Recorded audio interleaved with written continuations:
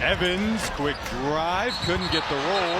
More contact in the paint as Reese hits the deck again. And now they're going to review the last sequence. That's going to be a little extra. Yeah. I think Alyssa Thomas is getting a little frustrated with Angel Reese and her intensity. And that time, Evans, quick drive, couldn't get the roll. More contact in the paint as Reese hits the deck again. And now they're going to review the last sequence. that's going to be a little extra. Yeah. I think Alyssa Thomas is getting a little frustrated with Angel Reese and her intensity. And that time, well, you see Angel Reese Right trying to come in. Oh my there. goodness. She had her hand around Angel Reese's neck. area. Thomas, but look, there's Angel Reese with the screen right there. Wow. And I think AT was just holding on for dear life. It's time that it's real people speak up, okay? Because on my social media feed all day, Caitlin Clark this, Caitlin Clark that, Caitlin Clark this, and Alicia Thomas did that. You got Boomer Esiason and Stephen A. Smith and Colin Cohart and all these white media publicists and sport analysts and even Robert Griffin, clown. WNBA did this to themselves. When Sophie Cunningham slammed the girl to the ground, she was called an enforcer. Let's just go back 2 seasons ago when Alicia Thomas slammed Angel Reese by her neck from a rebound that could have paralyzed Reese. Where was the outrage? Where was the fucking outrage when Alicia Thomas slammed Angel Reese? Who was the coach? Stephanie White. What did she say? You're sitting here with a player, just like the NBA. Oh, Zion Williams is going to be the next one. Or this one from the Grizzlies, he's going to be the next one in the NBA. Always looking for a face. But do the talent and the attitude goes with it? I've been watching basketball all my life. I've been watching the WNBA since the beginning because I had a couple players that played in the WNBA when they had no contracts. I'm tired of these Clarkies coming out. Arnie watch it because of Caitlin Clark. Half y'all don't even have WNBA subscriptions. Go watch the YouTube channels. You got the clowns on YouTube. All they do for clickbait and clicks is to talk about Caitlin Clark. Now, let me ask you a question. In the middle of a play, y'all can slow it down all you want. Clark was already on the floor. They going for the ball. Oh, well, she need her in her groin. And her fist was down there. If she had an open hand, what would have been the situation then? She's trying to get up. Now, I'm not saying that Alicia Thomas is an angel. No, she played bully ball. Marina Mabrey played bully ball. I seen a post. Here's a post right now where they got 9 or 8 black players that had interaction with Caitlin Clark, but they didn't post none of the white girls, Sheldon or Mabrey, when they bumped her and threw her to the ground. They didn't show that. And this racism is coming out of Indiana. Indiana is the new Boston Celtics. The Indiana fans are racist. You got a lot of fake Indiana pages on social media that just go and post all kind of things. Y'all say nothing. WNBA is doing nothing. Y'all paying a lot of these sport analysts now to stay on top of this whole Caitlin Clark situation all day. They've been trying to trade her since last year. Nobody wants that problem. Caitlin Clark is under a management firm. She got rid of her agent that represented Nafisa Collier and a few others to go with this guy who represented nobody but her now. People looking at the top 30 anniversary poster. Caitlin Clark is not on there because Windcraft don't have her rights to put her on there as Breonna Stewart, Tamika Catchings, and a few other players. Cynthia Cooper them is not on there. If you don't have the rights, you don't have the rights. But the WNBA need to sit Caitlin Clark down and address the media. Because her ways out of Iowa, West Bubblefuck USA, yes, you drew a crowd. Yes, you're a pretty good basketball player. Yes, you got pretty good eyes for the floor. Yes, you're a pretty good passer. But you're a ball hog. You think everything has to run through you. Nobody want to talk about the Fever winning the Commissioner Cup last year without Caitlin Clark. Oh, well, Kelsey Mitchell was there all these years and didn't do nothing. So Michael Jordan was on the Chicago Bulls for years and didn't do nothing until you got the good players around him. You got Aaliyah Boston. She has a black eye. I don't see nobody talking about that. She gets beat up down in the middle by these bigs. The best weapon Caitlin Clark got is her left arm, because all she do is stiff arm people, pull people, grab people's jersey, and y'all just want to sit up here and act like she's just supposed to take out the ball, come down the court, and nobody's supposed to guard her. This is not the NCAA, where 90% of the players in college basketball are there for scholarship. They're not even real good ball players. These players are playing for their career. They're playing for their livelihood. Oh, she brought so many eyes to the WNBA. No, she brought the eyes that was following her, because there is no fan in no city worrying about if Caitlin Clark play or not. I don't care if Caitlin Clark plays or don't play. Next man up. Boomer Esiason. All y'all clowns coming out. Well, come out for Angel Reese. Go back and look at this Angel Reese footage and see how she was slammed. That could have paralyzed her, because I guess it was black on black. You know, it wasn't, it wasn't this. When Sophie Cunningham did it, it was cool. She's an enforcer, you know. But you know what the problem is? Is y'all who are getting paid sponsorship to talk in favor of Clark. The WNBA voting, all her fans are just voting 2, 3, 4 times. Hey, come on, man. How's Sophie Cunningham in the top 20 in voting? I think she was in the top 20. A bench player. A player that was a free agent that nobody wanted but the Indiana Fever. How is it that the Fever got the easiest schedule in the first half of the WNBA? After Saturday, they don't play the next week, Saturday. 7 days off. Most of their games are home.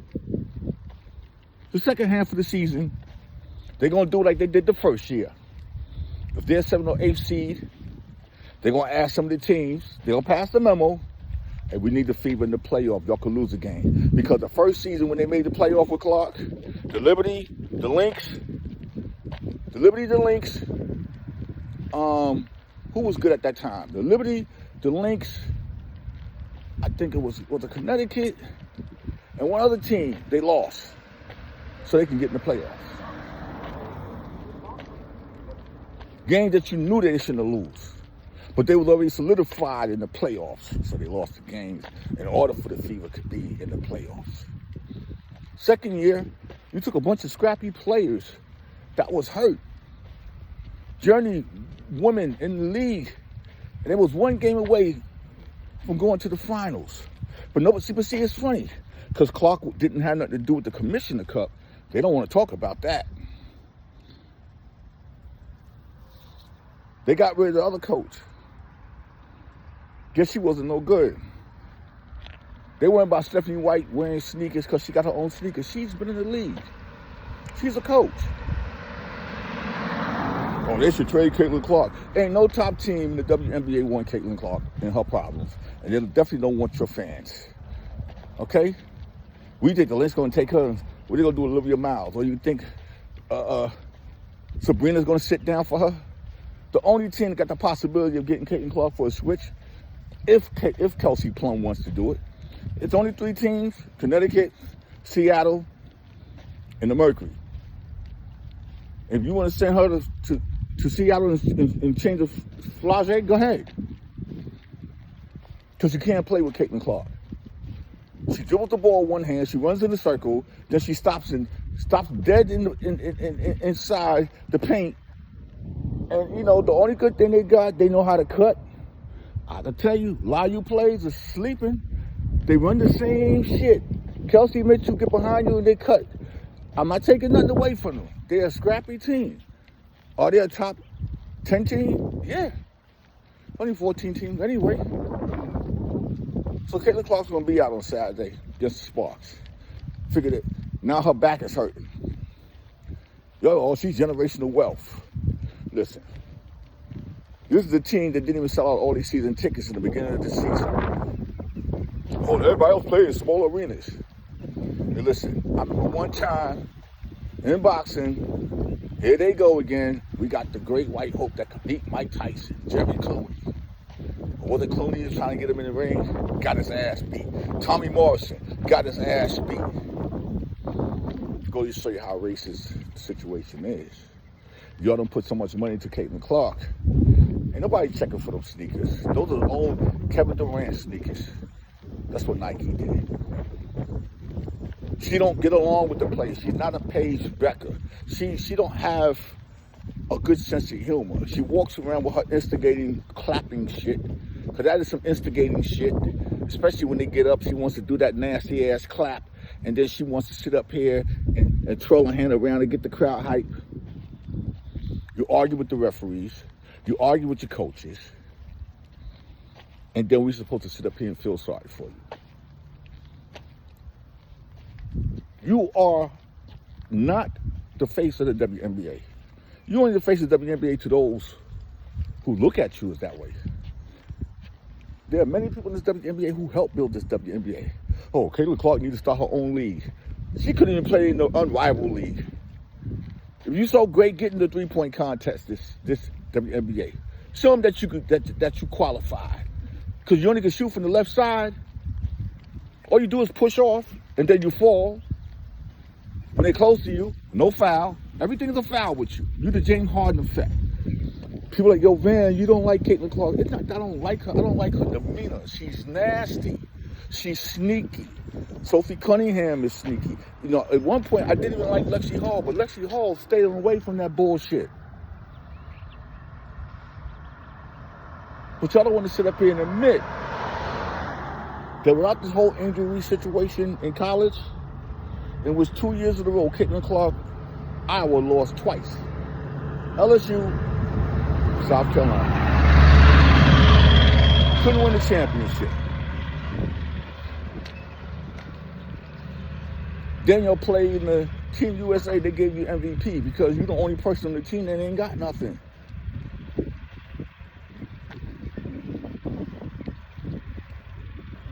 You're not the face of the league. You're the face of the league to the white people who adore you and to the sellout blacks who got the YouTube channels. That only way they can make any money or get any notice is by keep talking about you and taking up for you. Because ain't none of these guys ever talk about other people. The young lady Queer, she loves Chicago, but she talk about other players. Yo, Stephen A. Smith said the most smartest thing. You got a lot of the female former basketball players who are more in depth to talk about this than me, because he said he don't watch the games. Jason Whitlock, are they mad at him because he's sitting up here telling what he seen? I didn't like Jason Whitlock at one point, but Jason Whitlock is being real about it because it's bullshit. Angel Reese got slammed to the floor. Nothing. A couple weeks ago, Skylar Diggins got hit in her eye, bleeding on the floor. Nothing. But soon as Sophie Cunningham do some shit, she's an enforcer. I had one guy called Alicia Thomas a monster. But this is what y'all talking about? This is what y'all trying to really be about? I don't care if you don't like me. I see what I see. I ain't taking nothing away from Caitlin Clark because she is definitely dangerous. Not the skill to sort of win, but she's definitely dangerous and can turn shit around. But you got other players on your team. You're not an all-around basketball player. You're not a defensive stopper. You take so many shots. You're just like LeBron James. Of course your stats supposed to be all the shots. You got the ball 95% of the time if Kelsey Mitchell's not on the floor. And then you got the stupid film. Oh, Kelsey Mitchell never gives her the ball. Because Kelsey Mitchell is a 2 guard. If she see Clark open, Clark's just stand there and throws her hand up. Because she thinks this is Iowa. Y'all don't want to get credit where credit's due. You take Angel Reese and all this out the way, it'll just been regular shit. But y'all white people are so infuriated because that black girl showed her ass and won that championship. The next year, the referee cheated UConn so Iowa could play South Carolina with that bullshit block on the floor with 8 seconds left. They don't even let them get a shot off. And you still lost to Dawn Staley team. The worst thing that ever happened in the WNBA was making Caitlin Clark the #1 pick to Indiana. Okay? They should have went and took Brinks, somebody. Let the Sparks do what they want to put in the big market. You're going to have to give somebody up. Okay? Because if any top WNBA player that was a free agent wanted to play with Caitlin Clark, they would have went there. They would have signed with them. But word is, she's a problem in the locker room. She don't want to be associated with none of the team shit. Okay? You got Cunningham and Lexi Hall and them, the blonde bleach Bobbies or whatever you want to call them. Like, yo, those are 2 bench players. They can't even dribble off the ball. They spot shooters. Yeah, I'll take a Cunningham or a Lexi to come off the bench as a spot shooter. But Leah Borson and Hines, they be getting beat up. But Leah Borson actually got a black eye. A black eye. Clark is on the floor. Just like any other players on there. Okay. Thomas' hand was in the spot. Thomas had to get up. Now, if Thomas would have opened her hand to get up, she's trying to choke her with her hand. So she moved her fist around. You're like, listen, this is an emotion of the game, and people are moving. But Clark say shit. She's chirpy. But y'all don't want to say nothing. Referees need to get some balls and give her a check. Because she talks more bad and reckless with her mouth than anybody in the WNBA. Okay? And what's going to happen is she's going to find herself out the WNBA. Come on, she go over to Europe. Ain't nobody in the United States going to buy no TV plan in Europe. Y'all don't even got a TV plan here to watch it right here in the United States. Stop all that bullshit. Okay? It was a great first year of the Caitlin Clark effect. Good. That shit is worn off on real basketball players. Do you actually think any of these teams, fans, care if Caitlin Clark plays or not? They want to win championship. They don't care if Caitlin Clark plays on Saturday if their team is playing another team. Who cares? I don't care. There's enough excitement in the WNBA. There's always been excitement. The WNBA have done a lot of these teams dirty. They've done a lot of the players dirty over the years when they didn't have no union, because I was there when Billy Hunter did his nasty shit. Okay? And you got all these Lisa Leslie and all these people, Caitlin Clark is the face. She ain't the face of shit. She's the face of the fever. Because to me, the #1 guard right now in the WNBA is a rookie by the name of Olivia Miles. Oh, well, she's on a good team.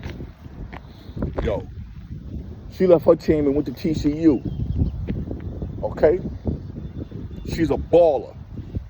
Paige Becker is a baller. Azzy Fudd is a baller. Oh, Chelsea Gray didn't score no points the other night. She don't have to. You got Jackie Young and Jewel Lloyd and Angel, all them girls on there. Melissa Smith and them. You ain't got to go out there by scoring 30 points or 25 points. Ain't that all that logo shit is bullshit. Y'all know it's bullshit. The Booming Science and all you white media, sport analysts, y'all full of shit.